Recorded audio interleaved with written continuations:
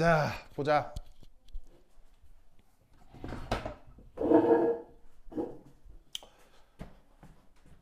그 다음에 볼게.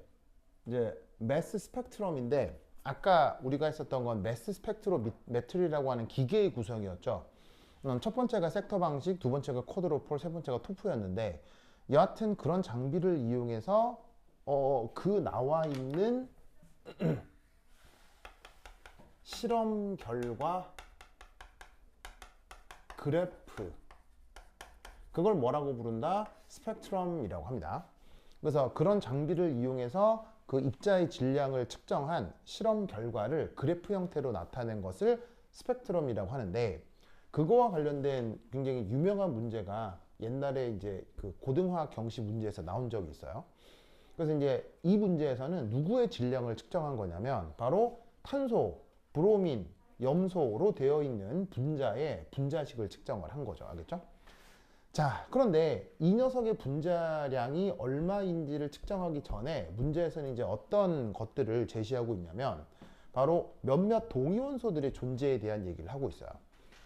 자, 동위원소 뜻이 뭐예요? 동위원소 뜻? 동위원소 뜻? 자, 뭐가 같은데 뭐가 다른 게 동위원소예요? 바로 원자 번호는 같지만 뭐가 다른 거? 질량수. 아시겠죠? 질량수. 원자 번호가 같지만 질량수가 다른 관계를 동위원소라고 하죠.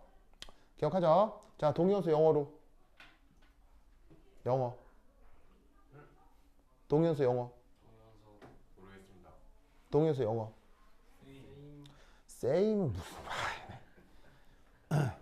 저 문제 영어로 나온다고 했어요. 동위원소 영어로. 배웠습니다. 아이소토프. 알겠죠? 뭐라고 한다고요? 아이소토프. 자, 이런 단어는 외워놓읍시다. 그래서 중요한 몇몇 동위원소, 누구하고 누구? 염소하고 브로민, 이 두 개에 대한 그 동위원소를 지금 여기서 지금 제시를 해주고 있어요. 여기 보시면 Y축에 인텐시티라고 되어 있는데, 자, 인텐시티라는 말을 직역하면 뭐예요? 뭐 강도, 강한 정도, 센 정도, 그래서 뭐 강도, 세기 이렇게 번역할 수 있잖아요. 근데 왜 난데없는 뭐 세기냐? 자, 어떤 방식을 활용하건 결국 전하를 띤 입자가 결국 어디에 닿아요? 그 디텍터에 닿게 되어 있죠. 그 디텍터에 얼마나 자주 닿느냐를 인텐시티라고 한 거예요. 그러면 실험을 했는데 어떤 질량이 더 자주 디텍터에 닿았다. 그게 뭐를 얘기하는 거냐면 다른 말로 존재 확률을 얘기하는 겁니다. 그래서 매스 스펙트럼에서 Y축이 인텐시티라고 되어 있는데 보통 그게 뭐라고 생각하면 되냐면 해당 물질의 존재 확률이다, 이렇게 생각을 해주시면 되는 거예요. 알겠죠? 그래서 여기서 지금 염소, 동위원소인데 질량수가 35인 녀석하고 37인 녀석 두 가지가 있는 거야. 근데 그 둘의 우리 자연계의 존재 확률이 각각 요래 된다, 이런 말인 거지. 무슨 뜻인지 아시겠죠? 자, 그다음 여기 또 어떤 동위원소가 있냐면 브로민이 있네요. 자, 브로민은 보시다시피 여기 질량수가 얼마? 79인 녀석과 81인 녀석이 있죠. 요 둘이가 각각 존재 확률이 50.69, 그 다음에 49.31%의 존재 확률로 우리 자연계에 이렇게 존재한다 라는 걸 꼭 기억해 두도록 하세요. 자, 이때 여기에 나와 있는 이 숫자들을 뭐 고지고대로 계산해도 사실은 큰 문제는 없어요. 하지만 계산이 너무 복잡하면 좀 그렇기도 하거니와 제시되어 있는 문제는 객관식이기도 해서 나와 있는 수치를 조금 더 편한 숫자로 바꿔줄 수 있어요. 자, 그래서 어떻게 할 거냐면 75.77과 24.23을 여기에서 각각 얘를 4분의 3, 얘를 4분의 1로 근사적으로 표현해 볼 수 있겠죠. 맞습니까? 그리고 이때 여기에 있는 4분의 3과 4분의 1을 P, Q로 편의상 표현하도록 합시다. 알겠죠? 표현합시다. 주용아, 왜 이렇게 힘들어해요? 진짜로? 괜찮아요? 여기 창문 열면 시원한데. 창문 열면 호흡도 좀 되고 좋아요. 그렇죠?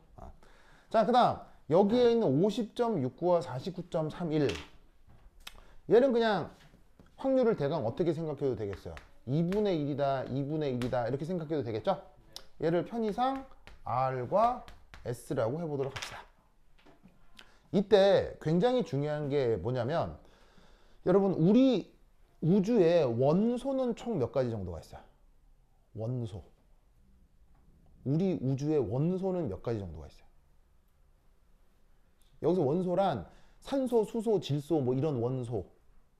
이런 원소가 우리 우주에 총 몇 가지가 있어요? 바로 110여 가지 정도가 있죠? 뭘 확인하면 알 수 있어요? 주기율표. 주기율표에 있는 원소가 우리 전 우주에 퍼져 있는 원소라고요.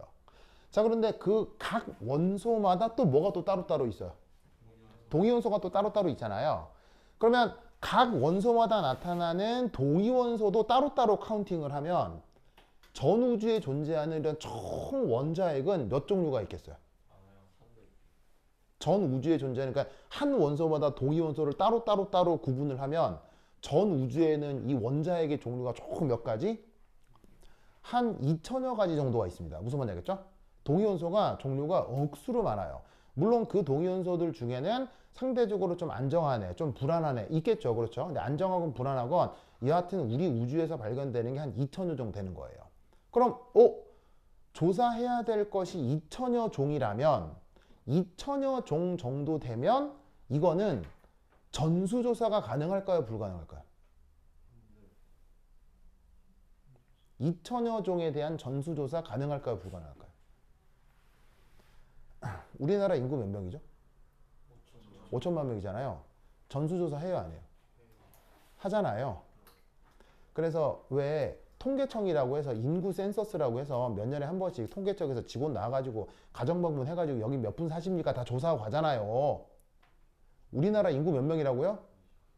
우리나라 인구 몇 명이라고요? 5천만 명인데 통계청에서 나와서 전수조사 해요, 안 해요? 하잖아요. 몇 명을? 5천만 명을. 다시 한번 물을게요. 원자핵 종류 2천여 종 있는데 전수조사 가능해요, 불가능해요? 무슨 말인지 알겠어요? 저기 돌턴 시대 이후로 화학과 박사과정 학생이 몇 명이나 있었겠어요? 적게 잡아도 수만 명은 있었을 거 아니에요, 전 세계에. 그 박사과정 학생들이 뭐 한 명씩 하나씩만 해도 2천여 개는 뭐 충분히 하지. 나 진짜 이상 진짜. 알겠죠? 그래서 전 우주에 존재하는 모든 원자핵의 질량에 대해서는 완벽하게 조사가 돼 있어요. 무슨 말인지 알겠죠? 그래서 뭐 구글이나 뭐 GPT 이런 데다가 뭐 원자량, 뭐 동위원소 이렇게 치면 그 실험 데이터 쫙 공짜로 다 떠요. 알겠죠? 필요하면 다 볼 수 있어. 그러면 전 우주에 존재하는 모든 원자핵을 전수조사한 결과 잘 보세요. 전수조사한 결과 35에 37이면 몇 칸 차이 나요? 원자량이 2칸 차이 나죠? 그런데 그 동위원소 존재비가 몇 대 몇이에요? 3대 1이죠? 3대 1이죠? 이건 오직 누구뿐? 염소뿐이에요. 전 우주를 다 뒤져도 염소밖에 없어요. 무슨 말인지 알겠어요? 무슨 말인지 알겠죠? 그러면 만약에 여기서 35, 37, 염소 다 지우고 요 2칸 이런 것만 표시해주고 3대 1이라는 것만 표시해줘도 얘가 누구 거라는 걸 알 수 있어요. 염소 거예요. 무슨 말인지 알겠어요? 1대1 대응되는 거. 왜냐면 전 우주의 실험 데이터를 다 조사했대. 전부 다 조사했다고. 전부 다 조사했는데 이 패턴 나타나는 거 뭐밖에 없다고요? 염소. 알겠죠? 자, 다시 한번 염소는 어떻게 동위원소끼리 몇 칸 차이 나고? 2칸 차이 나고 존재비가 몇 대 몇? 3대 1. 그래서 이 2칸이라는 것에 주목해야 되고 3대 1이라는 것에 대해서 주목해야 돼요. 알겠죠? 그래서 이쪽을 공부하는 전문가들이 있을 거 아니에요. 평생 이 매스만 찍는 그 뭐냐면 그 오퍼레이터들이 있을 거 아니에요. 그 사람들은 이 데이터를 다 외워요. 알겠죠? 계속 이것만 하는 사람들. 이거 외운다고. 알겠지? 그 다음 역시나 전 우주를 뒤져서 동위 원소가 몇 칸? 이것도 몇 칸 차이나? 2칸 차이나? 2칸. 인데 존재비가 몇 대 몇? 1대 1인 건 전 우주를 뒤졌을 때 누구뿐?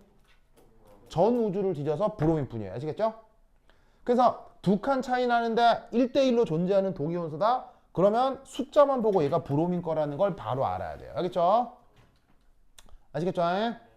그래서 이때 얘가 1대 1이라는 거 주목하셔야 되고 두 칸 차이 난다도 주목하셔야 돼요. 됐어. 자, 그러면 이제 이 브로민과 염소가 포함되어 있는 이 분자에 대한 얘기를 해볼게요. 자, 근데 그 분자의 루이스 구조는 이렇고요. 근데 이제 이 문제를 읽으면 계산의 편의를 위해서 탄소는 동위원소가 따로 없다라고 문제에서 가정하고 있습니다. 알겠죠? 자, 근데 탄소는 원래 동위원소 있어요, 없어요? 탄소는 원래 동위원소가 이게 있잖아요. 이게 있는데 지금은 문제의 편의를 위해서, 계산 편의를 위해서 살짝 무시하겠다 이런 얘기예요. 알겠죠? 그래서 여기 있는 이 탄소는 보시다시피 누구뿐? only 12뿐인 거고요. 여기에 요 염소가 누구하고 누구? 염소하고 염소가 35 아니면 37 두 개고요. 그 다음에 여기에 있는 브로민이 79 아니면 81 두 가지가 이렇게 각각 나타나는 상황이다 이런 얘기죠. 알겠죠? 그럼 이때 이 분자에 뭐를 계산해 보자? 분자량을 계산해 보자. 자, 그럼 분자량 어떻게 하면 돼요? 자, 탄소 원자량 얼마예요? 12. 그 다음에 여기에 있는 브로민 원자량 얼마예요? 79. 그 다음에 염소 원자량 얼마예요? 35로 가정을 해서 계산하면 이거 뭐 나와요?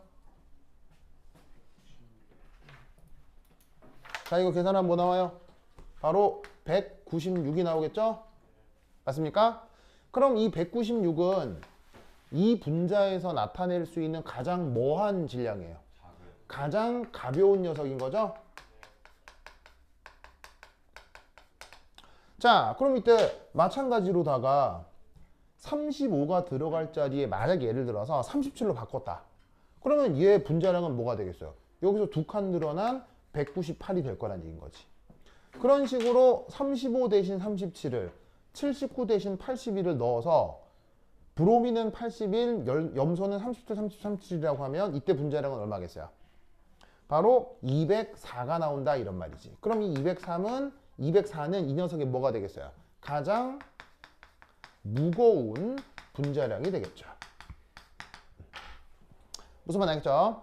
그래서 여기서 나타낼 수 있는 196부터 198에서 204까지 총 몇 가지 분자량이 나타나겠어요? 자, 이런 식으로 따지면 총 몇 가지 분자량이 나타나겠어요? 총 몇 가지 분자량이 나타나겠어요? 자, 196 가능하죠? 198 가능하죠? 그 다음 200 가능할 거 아니에요? 그 다음 202 가능할 거 아니에요? 35도 37로 바뀌면서 두 칸 변하죠? 79도 81로 변하면서 두 칸 변하죠? 그럼 가장 가벼운 거 196부터 204까지 어떻게 된다? 두 칸씩 변하는 분자량들이 나타날 거란 얘기예요. 그래서 여기서 나타날 수 있는 분자량은 총 몇 가지가 나타날 수 있다? 근사적으로 하나, 둘, 셋, 넷, 다섯 가지가 나타날 수 있다는 얘기죠. 됐죠? 그러면 여기서 나타나는 이 분자량들의 존재 확률이 어떻게 되느냐?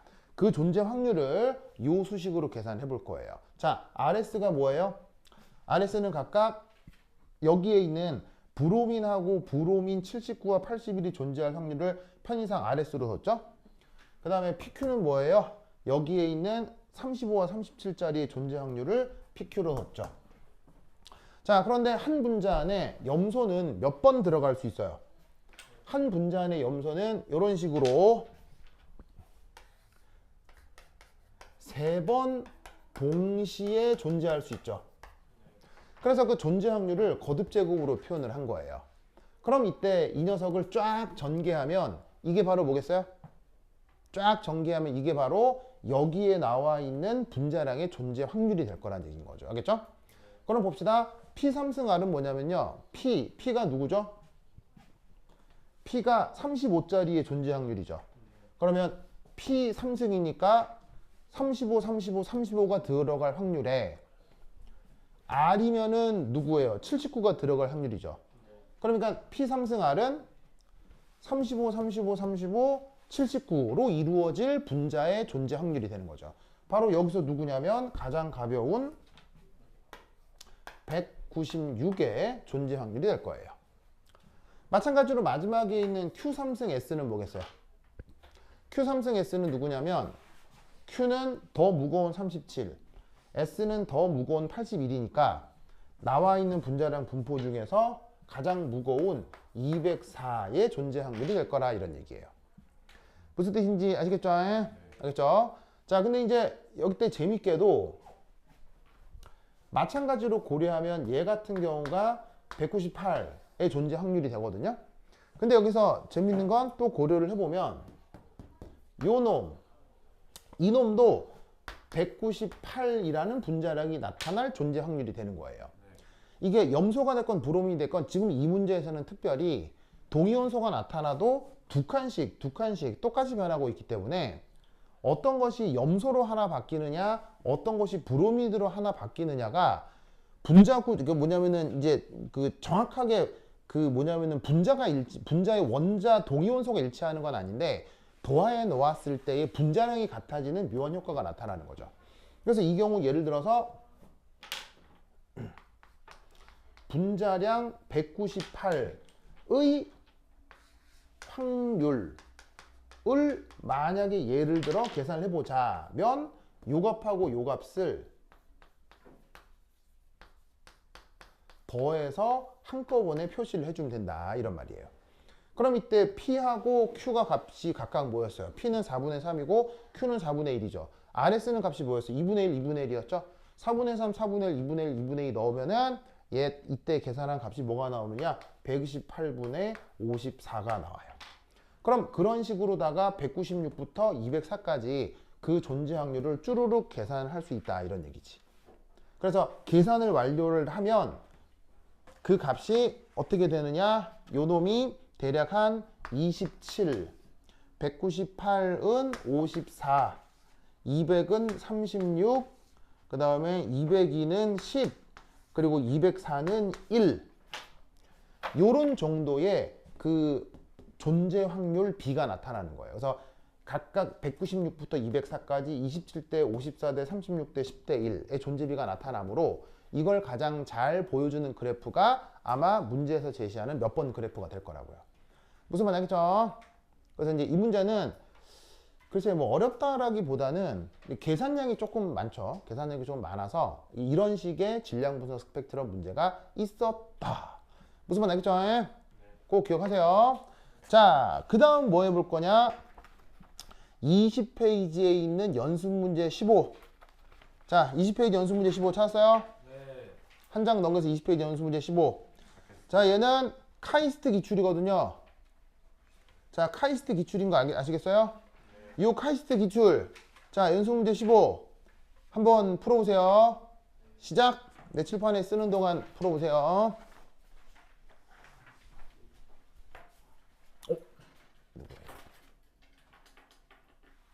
민결스. 민결. 이거 보세요. 이거. 요거. 자.